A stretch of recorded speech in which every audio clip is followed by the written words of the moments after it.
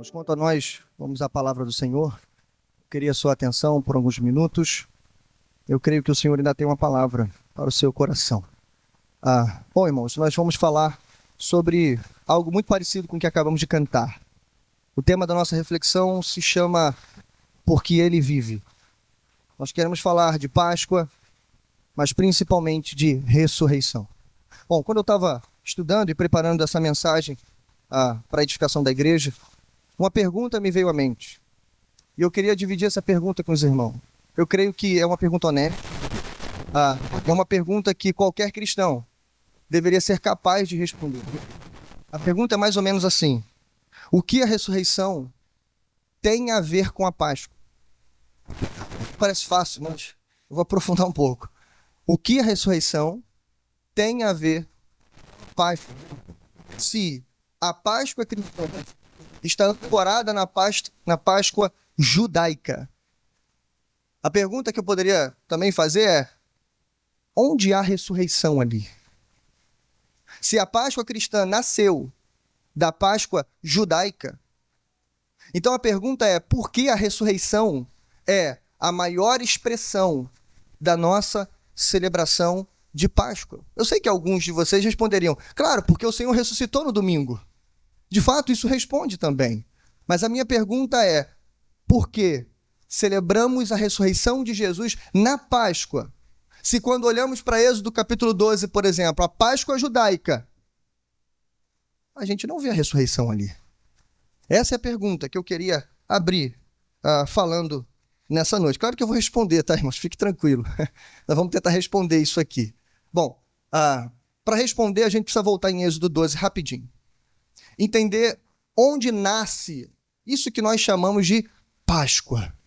Bom, a Páscoa nasceu, irmãos, quando o povo estava escravizado no Egito. Você lembra muito bem que Deus providenciou, ouviu o clamor desse povo. O povo estava sofrendo castigos, pressões, trabalhos forçados. Era uma escravidão amarga em todos os sentidos. Deus levanta o seu libertador, o grande Moisés. Já estamos aqui na 9ª praga que Deus envia para que Faraó e todo aquele exército possa libertar o povo. Entre a 9ª praga e a 10ª e última praga. E você se lembra qual é a última praga? A última praga, irmãos, era algo terrível. Era literalmente a morte de todos os primogênitos do Egito. Para isso, Deus, então, estabelece essa festa que nós chamamos de Páscoa.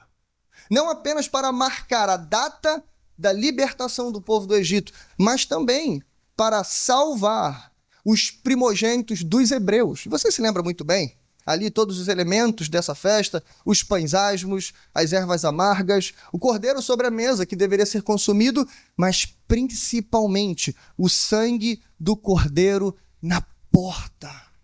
Porque sem esse sangue, a morte chegaria também para as casas dos hebreus.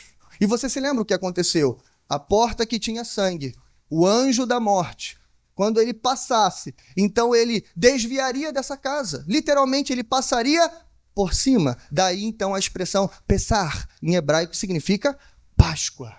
Aquele que passa por cima. Ou seja, desvia a morte daquela casa e vai para outro lugar. Tudo por causa do sangue na porta. Mas a pergunta continua: onde está a ressurreição? Se até agora só falamos de sangue, de morte, de cordeiro, de praga, e a gente ainda está à procura dessa ressurreição. Bom, eu quero começar dizendo que a ressurreição, irmãos, está ali. Embora em primeiras vistas a gente não consiga ver. Aqui a gente já precisa desconfigurar uma coisa. Deus nunca instituiu a Páscoa para que ela fosse apenas um memorial. Além de memorial, ou seja, uma festa que relembra o passado, Deus criou uma festa que também seria um sinal, isto é, que aponta para o futuro. A Páscoa não serviria todos esses anos para lembrar apenas do dia da libertação da escravidão do Egito, mas ela também teria a função de lembrar o povo: ei, está chegando o dia da nossa libertação. Então veja, a gente já começa a ver ressurreição aqui. A gente já começa a ver algo diferente. Por quê? A ressurreição está na natureza da nossa escravidão e na natureza do nosso sacrifício. O ponto é que em Êxodo 12 eles foram libertos do Egito. Mas nós, e todos nós, inclusive eles, carecemos de uma libertação muito maior e superior. Carecemos de ser libertos do pecado e das garras da morte. Mais ainda, se a libertação é maior, então o sacrifício precisa ser maior. Não bastaria mais um cordeiro ser morto com sangue na porta, em cima da mesa, para cada família. Agora teria que ter um cordeiro perfeito, um último e derradeiro sacrifício, para que então todos os pecados fossem removidos. Bom, tudo isso aponta para o nosso Senhor Jesus, o Cordeiro de Deus que tira o pecado do mundo. Onde está a ressurreição? Irmãos, a ressurreição está no sacrifício de Cristo Jesus. A ressurreição está na última Páscoa. A ressurreição está na Páscoa cristã, no domingo de Aleluia, quando Cristo ressuscitou dentre os mortos. Quando os anjos disseram, ei, não está mais entre os mortos aquele que você procura, porque ele vive, ele já ressuscitou. Bom, o ponto é, a Páscoa não era apenas um memorial, ela era um sinal que apontava para a Páscoa futura, quando o Cordeiro de Deus tiraria o pecado do mundo e ressuscitaria, destronando a morte. Bom, a gente vai continuar respondendo isso, e eu quero levar você para 1 Coríntios capítulo 15, e aí eu te convido a abrirmos o texto. Vamos ao texto que está em 1 Coríntios capítulo 15. Vamos ler 3 versos apenas inicialmente, e depois vamos apresentar alguns argumentos aqui.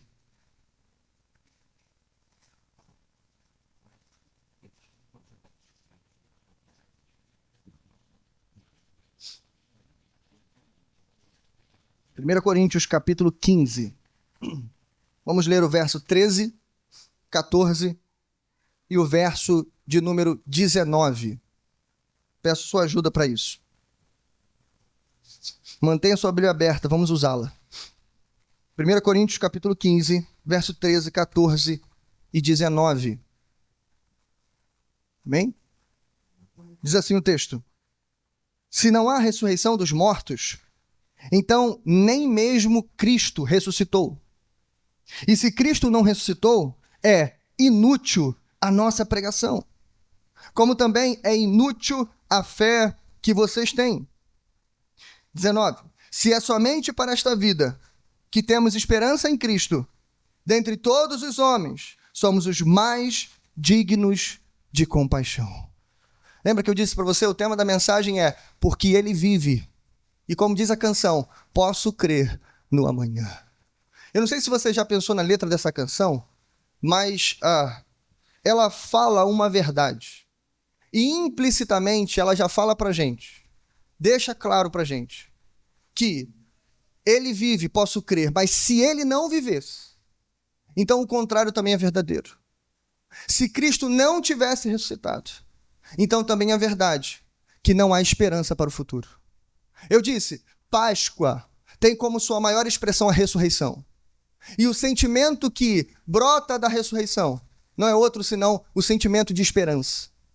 Na minha opinião, o que Paulo vai fazer no capítulo 15, em 58 versos, é um capítulo grande, a gente não vai ver ele todo hoje, mas o que Paulo vai fazer aqui é muito mais do que apresentar argumentos histórico-teológicos sobre a ressurreição de Jesus. O que Paulo vai fazer aqui é mostrar a incompatibilidade de uma fé que se apoia em Cristo Jesus, mas um Cristo que nunca ressuscitou. O que Paulo vai fazer aqui é citar vários e vários argumentos como esse que a gente leu. É inútil a nossa pregação, assim como é inútil a nossa fé. Não faz sentido fazermos o que estamos fazendo. Gente, não faz sentido estarmos reunidos aqui nesse domingo de noite. Por mais que você tenha vindo a convite de alguém ver o seu filho ou neto cantar, não faz sentido. O que fazemos e refazemos todos os domingos, ou melhor, todos os meses, celebramos a ceia, de alguém que morreu. Por isso olhamos para essa mesa e chamamos de memorial. Não faz sentido, mas sabe o que é que faz sentido? Ele está no nosso meio. Ele vive, irmãos. Aí faz sentido. Bom, eu acredito que Paulo vai resgatar, ressuscitar a esperança em nossos corações. Bom, eu vou usar apenas 2 dos muitos argumentos que Paulo usa aqui para mostrar para a gente, se Cristo não ressuscitou, aí realmente não temos esperança. 2 argumentos. O primeiro, esperança de vencer o pecado. Me acompanhe, verso 17 e parte do verso 32. Diz assim: e, se Cristo não ressuscitou, inútil é a fé que vocês têm, e ainda estão em seus pecados. Se os mortos não ressuscitam, comamos e bebamos, porque amanhã morreremos. Ei, presta atenção aqui. Vamos pensar nesse argumento, no que algumas pessoas na igreja de Corinto estavam pensando. Não há ressurreição dos mortos, e se não há ressurreição dos mortos, Cristo não ressuscitou. Paulo vai dizer, ei, é incoerente, é incompatível. E o primeiro argumento de muitos que ele usa é esse. Porque se Cristo não ressuscitou, ei, olha o que ele diz, ainda estão em seus pecados. A ideia aqui é muito mais do que um lugar. A ideia aqui é de domínio. Ainda estar em seus pecados não significa que ainda pecamos, porque isso ainda fazemos. Mas significa que ainda somos domesticados pelos nossos pecados. Ainda estamos rendidos a Ele. E aí, irmãos, quando a gente pensa nessa última Páscoa, nessa derradeira Páscoa, que vai da morte do nosso Cristo na sexta-feira, passando pelo sábado do silêncio e chegando no domingo de ressurreição, ou seja, a obra completa, e pensamos nesse sacrifício e pensamos no pecado, uma das coisas mais importantes que o sacrifício de Cristo fez, irmãos, foi apagar as nossas transgressões. Cristo morreu pelos nossos pecados. Isso precisa ser lembrado nessa noite. Porque antes da ressurreição teve sangue. Ele derramou cada gota de sangue por nós e por causa de nós. Bom, ele fez isso. Mas veja, por que ele fez isso? Porque todos nós, sem exceção, éramos escravos. Assim como naquela Páscoa, aquele povo estava sendo escravizado, preso, correntes, chicotes, castigos, trabalhos forçados, nós também vivíamos assim. O grande ponto é que quando falamos que o pecado é uma espécie de senhor de escravos, aí a gente comete um erro. Sabe por quê? Porque a gente acha que o pecado é ruim. O pecado é mau, mas o pecado não é ruim. Eu vou explicar isso para você. Veja, há uma diferença essencial entre a escravidão do Egito, por exemplo, ou a escravidão que você conhece, da escravidão do pecado. Sabe qual é? Que a escravidão do pecado é uma espécie de escravidão hedonista. A escravidão do pecado é uma espécie de escravidão voluntária, onde as pessoas carregam as suas prisões para onde elas vão. Onde ela estiver, ela carrega com ela. São correntes, amarras, que caminham com ela. Por quê? Porque o pecado, irmãos, ele te seduz em primeiro lugar. Ele tem um engano para você. Ele primeiro te promete o mundo, mas depois ele te entrega dor, culpa, ressentimento, remorso, amargura. É isso que o pecado tem feito com milhares e milhares de pessoas. Mas se éramos escravos, a pergunta é, o que aconteceu então? Eu quero que você me acompanhe na leitura de Romanos capítulo 6, versos 4 ao 6, por gentileza.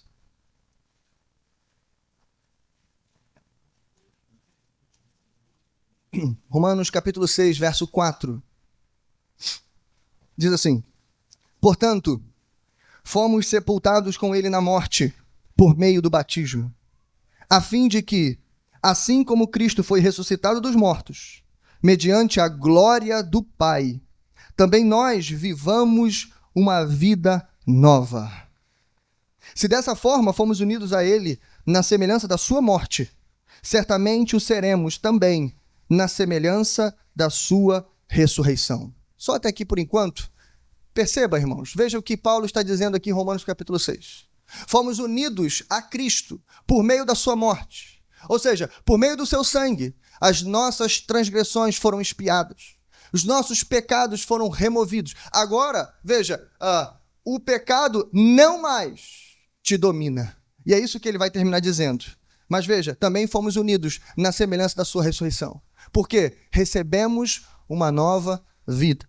Continuando a leitura, no verso 6, ele diz: pois sabemos que o nosso velho homem foi crucificado com ele, para que o corpo do pecado seja destruído, e não mais sejamos escravos do pecado. No verso 12 ele termina dizendo: portanto, não permitam que o pecado continue dominando, ou seja, reinando em seus corpos mortais, fazendo que vocês obedeçam aos seus desejos. Então, voltando para o argumento que disse, veja, irmãos, o pecado é uma espécie de senhor de escravos. É ele que está no comando da sua vida. E por mais que você não veja ele como personificado e mandando sobre sua vida, ei, preste atenção, tem correntes, tem prisões. É por isso que você não consegue sair de onde você está. É por isso que você não consegue mudar de vida. O Evangelho tem uma boa notícia para você. Ei, há uma nova vida te esperando. Há esperança para aqueles que acham que não há mais esperança. Existem pessoas vivendo a sua vida como se não pudessem mais deixar o pecado. Viciadas, correndo atrás, gastando tudo que tem por um pouco de prazer, por um pouco de felicidade. Mas, ei, escute essa palavra: o pecado não nos dominará mais. Essa palavrinha grega é basileia. Basileia significa reinar. Sabe por quê, irmãos? Porque Deus não apenas enviou o seu Filho para morrer pelos nossos pecados, ele nos deu um novo Senhor, um novo Rei. Quem reina no meu coração não é mais o pecado, mas é o Senhor Jesus Cristo. Bom, essa é a maravilhosa notícia que temos aqui. Cristo ressuscitou. Sabe o que significa isso? Não estamos mais sob o domínio do pecado. Cristo ressuscitou. As correntes foram quebradas. Cristo ressuscitou. Ei, nada pode te prender mais. Cristo ressuscitou. E por isso podemos crer no amanhã. Bom, mas o segundo argumento de Paulo sobre essa incompatibilidade. Se Cristo não ressuscitou, irmão, de novo, é inútil a nossa fé, também a nossa pregação. Paulo fala, por quê? Por causa do pecado. Porque não estamos mais em nossos pecados. Se Cristo não ressuscitou, aí sim, estaríamos perdidos. Mas não estamos mais perdidos, porque ele morreu pelos nossos pecados. Mas ele continua. A ressurreição é a esperança de que a morte foi vencida pela vitória. Aqui, irmãos, em 1 Coríntios 15, Paulo faz, literalmente, ele mostra 3 incoerências. Que realmente, se Cristo não tivesse ressuscitado, como disse a canção, se ele não estivesse vivo, aí sim não haveria esperança. Mas veja, em primeiro lugar, os que morreram em Cristo estariam perdidos. A primeira incoerência é essa. Se Cristo não ressuscitou, os que morreram em Cristo estariam perdidos. Olha o que ele diz no verso 18. Neste caso, também os que dormiram em Cristo estão perdidos. Pense, irmãos, na maneira como lidamos com os nossos mortos, com aqueles que partiram. Pense na igreja em Corinto, naquele século, naquele momento. Apóstolos já tinham morrido, pelo menos Tiago já tinha morrido. Estevão, o grande primeiro mártir da igreja, e outras tantas famílias já haviam padecido. Não só os mártires, mas pense nos idosos, nos cristãos que morreram de causas naturais. Pense nos santos do passado, nos profetas, todo o povo de Deus do Antigo Testamento. Pense nos seus falecidos. Pessoas de bem, cristãos, que, como diz o texto, que dormiram em Cristo. Pense nesses mortos. Como nós teríamos, irmãos, coragem de chegar num sepultamento, de celebrar um velório? O que nós diríamos ali se Cristo não tivesse ressuscitado? Acontece o que Paulo diz, nesse caso, eles estariam perdidos. Mas a boa notícia, irmãos, é que Cristo ressuscitou.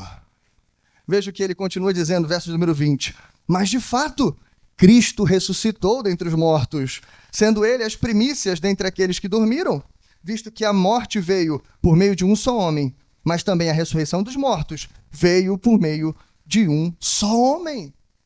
Paulo está dizendo, ei, vocês podem crer, confiar e descansar, que aqueles que partiram dormem em Cristo Jesus. E ele completa, irmãos, o argumento lá no finalzinho do capítulo, versos 51 e 52, dizendo, essa espécie de sono do corpo aguarda, então, o dia em que a trombeta soará. Olha o que ele diz, irmãos, versos 51 e 52. Eis que lhes digo um grande mistério.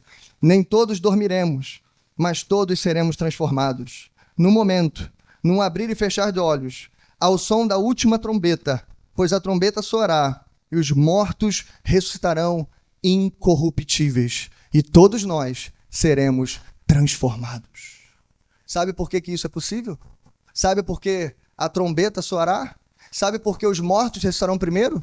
Sabe por que todos seremos transformados? Porque Cristo ressuscitou dentre os mortos. Mas a segunda incoerência é: nós não enfrentaríamos a morte com o mesmo vigor. Não só teríamos paz para os que já partiram, mas quanto à nossa vida, como teríamos paz para enfrentar a morte? Veja o que ele diz no verso 30. Também nós. Por que estamos nos expondo a perigos o tempo todo?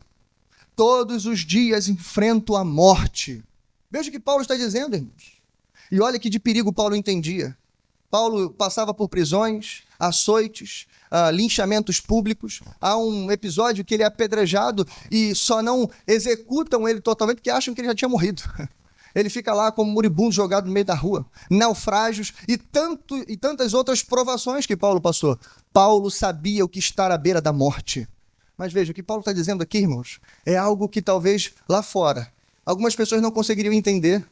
Ele está dizendo: ei, a gente não só tem paz para com aqueles que enterramos e que sepultamos. Ei, nós temos paz de enfrentar a nossa hora de cabeça erguida. É isso que ele está dizendo. De novo, irmão, sabe por quê? Porque Cristo ressuscitou. Veja, em Filipenses capítulo 1, em outro lugar, Paulo preso, acorrentado, sob uma sentença de morte, ele escreve dizendo: porque para mim o viver é Cristo e o morrer é lucro. Caso continue vivendo no corpo, terei o fruto do meu trabalho e já não sei o que escolher. Estou pressionado de ambos os lados.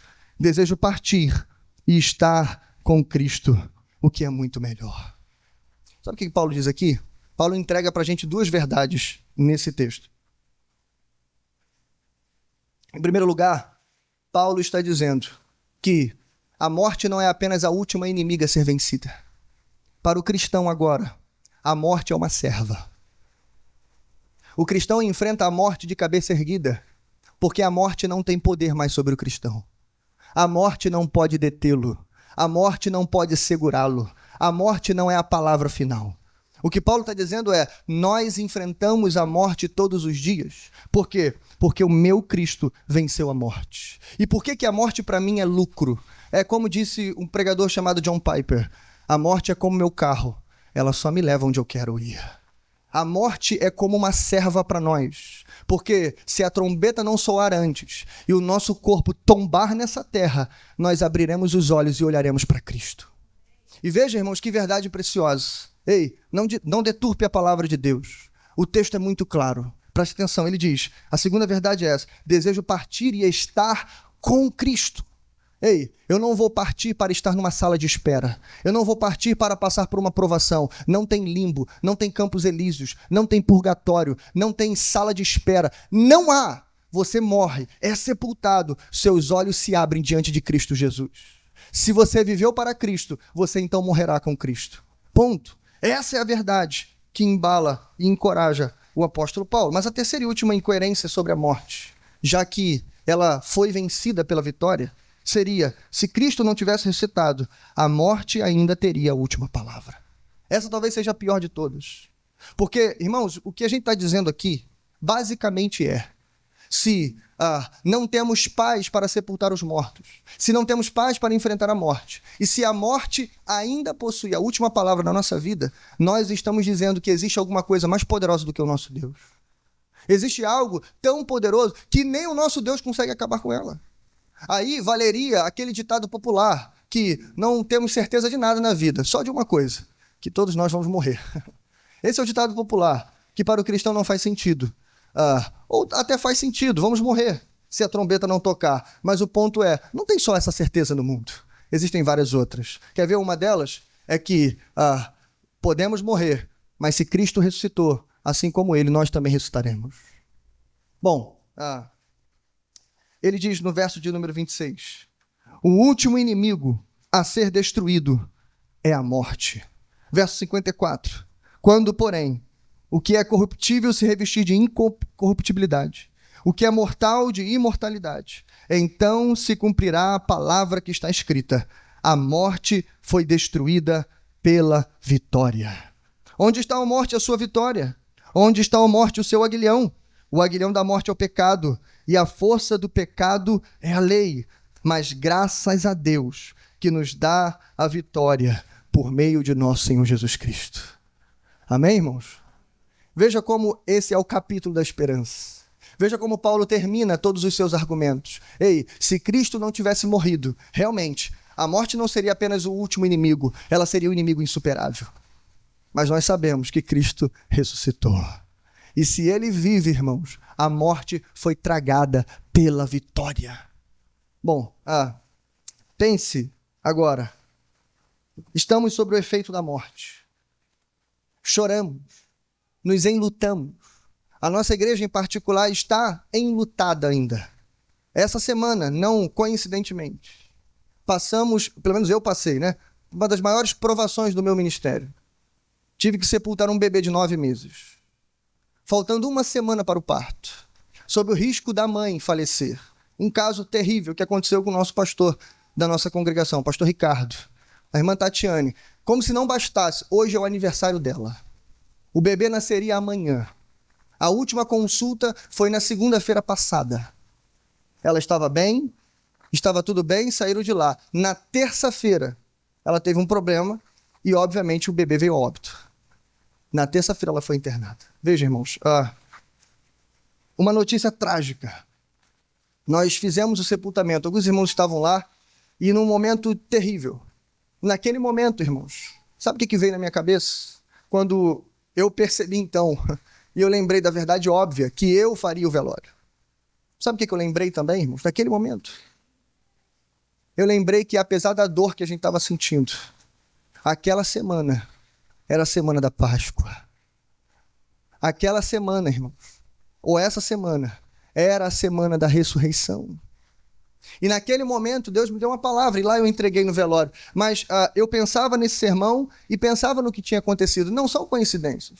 As duas coisas não estão desconectadas. Como nós enfrentamos a morte, como nós enfrentamos o luto, a dor e o sofrimento. Isso mostra para nós se de fato cremos que Cristo ressuscitou dentre os mortos. Eu sei que algumas pessoas diriam assim, pastor, mas não há palavra para dizer nesse momento. Ei, há palavra sim. E a prova de que há palavra para dizer nesses momentos é que a morte não tem a última palavra. Eu nunca vou poder responder, como ele é chamado, o pequeno rei Tiago. É assim que os pais chamam ele. Eu nunca vou saber, porque o pequeno rei Tiago não veio para nós. Nunca saberei isso. Mas eu posso dizer, como disse o grande rei Davi, o meu filho não virá até nós, mas nós iremos até ele. Porque a morte foi vencida pela vitória. Cristo vive, irmãos, e por isso podemos crer no amanhã. Que você guarde essa palavra no seu coração. Que nesse domingo de festa, de alegria, que todas as distrações não roubem do seu coração essa verdade. A nossa vida só faz sentido. Só estamos aqui porque Cristo morreu, mas ao terceiro dia ele ressuscitou. Nos deu uma nova vida e agora temos a esperança, a certeza de que logo, logo ele voltará. E assim como ele ressuscitou, nós também ressuscitaremos. Amém? Deus abençoe a sua vida e coloque essa palavra em seu coração.